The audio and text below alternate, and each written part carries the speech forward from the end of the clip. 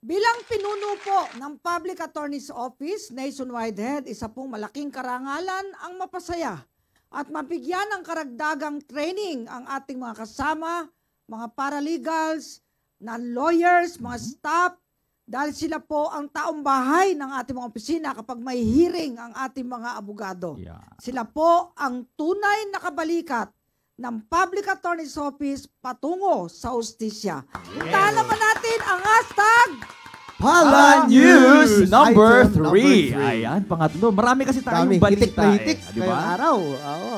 At kaya nga po mga kababayan, naging bahagi naman po ng nasabing convention ng rank and file employees ang pagkilala po sa mga staff na namalaging naglilingkod sa PAO sa loob po ng 10 taon pataas. Yes, ang susunod yung mapapanood ay ang naging panayam sa ilan sa kanila na mahigit 40 taon. Ang tagal, More than 40 years oo. na pong nagseserbisyo sa Public Attorney's Office. Tunghayan po natin ito. Ako po si Aida Avellano from Infanta, Quezon. Ako po ay 44 years nasa service since 1978. I'm Daisy Lentañedo Amoyan from Mamburao Occidental Mindoro District Office. I have been in PAO since July 14, 1980. Sa ngayon po ay more than 43 years na ako in service. Ako po si Ginang Beatriz Duarte from PAO Kawayan District Office. Nag-start po ako sa PAO noong December 15, 1980. Bale, 43 years in the service na po ako. Ako po pala si Senaida Malyari. From the beginning po sa SACS na ako na-assign since 1981. Ngayon po, 42 years in service na po ako. Ako si Josephine Madriaga, naka-assign sa Kawayan District Office, Isabela. 42 years and 5 months in the service of PAO. Ako po si Cristina Arenas Macapagal. Sa PAO 13 Martires City District Office po ako naka-assign. 42 years na po akong nasa PAO. Ako po si Edmundo Lagpitanghat. 63 years old na po ako. Ako po yung naka-assign sa administrative service. 42 years in the service na po. Buenos dias. Ako po si Maria Antoniette Bagaan Paquinto from Zamboanga City po. Presently assigned at the Zamboanga City District Office po. Ang office namin ay located sa 3rd floor, Hall of Justice po.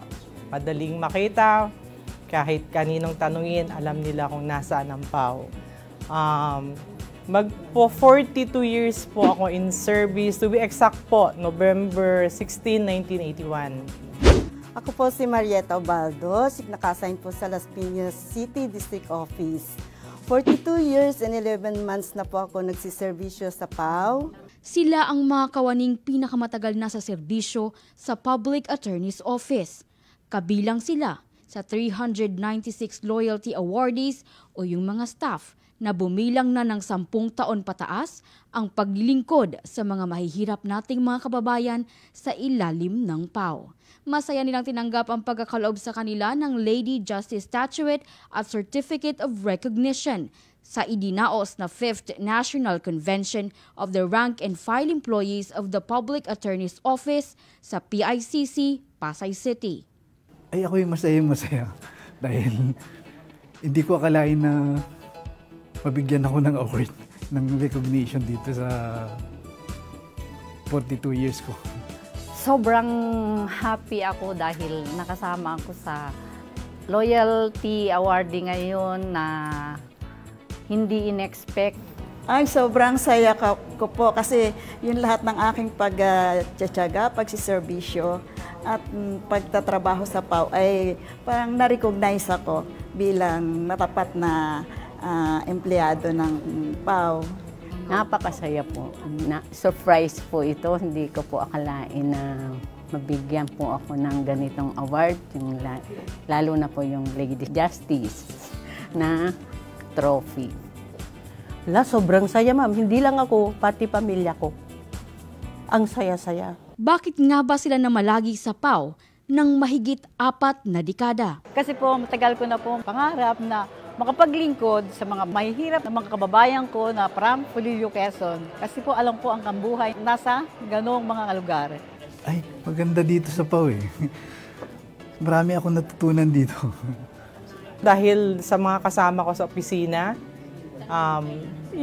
sila yung cause na kailangan mong gumising sa umaga para pumasok sa opisina po. So it's more of yung office mate ko po. Kaya tumagal din ako ngayon sa opisina. At saka, hindi lang sa office namin, kundi sino yung head ng office natin as a whole. Kaya yun, parang inspiration. May inspiration ka every morning to wake up, to look forward, yung ganun po. Kasi ang pagtatrabaho sa PAW, masaya. Sa sobrang saya. Inilarawan naman nila ang ilan sa mga kaibahan ng PAW noon at ngayon. Ngayon po, napakaraming benepisyo na naibibigay. Marami po kaming benepisyo natatanggap mula sa PAW. Dati noon, mahirap pakalitan sweldo namin. Tapos, konti lang yung mga benefits. Sa ngayon po, nabibigyan kami ng maraming mga benefits para magkaroon kami ng disenteng buhay at para hindi maisipan ng mga corruption. At matuto kaming magserbisyo ng maayos sa tao. Kasi noon, limitado ang kokonti nakakaalam na mayroon palang opisinang nagsisilbi sa mga mahirap nating kababayan. Ngayon, lumawak na, nag-level up na. Kilala na ang PAW, hindi lang dito sa Pilipinas, kundi overseas din. Pati yung pagserbisyo ng ating mga abogado, pati na rin kami, umaabot na rin po sa overseas. Bakas naman sa kanilang mukha ang labis na pasasalamat sa longest-serving Chief of the Public Attorney's Office for 22 years and counting, Dr. Persida V. Rueda Acosta, DSD. Para po sa amin pong PAW Chief, Attorney Persida Acosta, salamat po sa pagtitiwala at salamat po sa lahat ng naitulong nyo sa katulad namin empleyado at kami po'y maligaya na kung maaari po sana hanggang sa aming pagtandaan dito pa rin kami.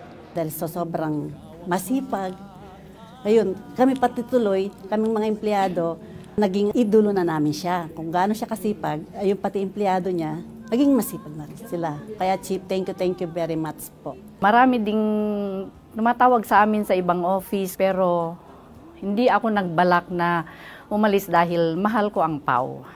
Super thankful and grateful kami na naging si Chief, ang Chief natin, Chief Persida Acosta. Maraming pong salamat sa tulong nyo sa ating bayan, sa buong Pilipinas, na lagi po kayong naandyan sa mahihirap na mga tao na hindi nyo po pinababayaan.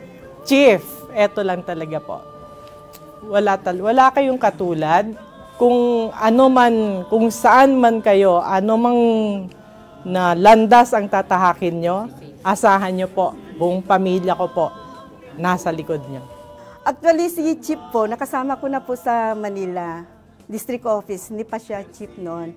Nagsilbi ako isang typist niya at nagpapasalamat ako dahil isa siyang inspirasyon dahil sa kanyang dedication sa trabaho at saka dahil sa kanya dumami na rin ang mga kliyente at saka mga recognition ng PAW. Para sa kanila, patuloy nilang inspirasyon ang punong manananggol pambayan sa katapatan ng paglilingkod sa bayan sa ngalan ng katarungan at hustisya alang-alang sa maralitang Pilipino, kaisa sa pagsusulong ng isang bagong Pilipinas. Para sa #PalaNews, ako si Geraldine Ranyes. Hustisya kontra na pobresa. Hustisya kontra karugatan. Katarungan laban sa kahirapan. Muli po, congratulations sa ating mga PAW Loyalty Awardees, Rank and File Awardees.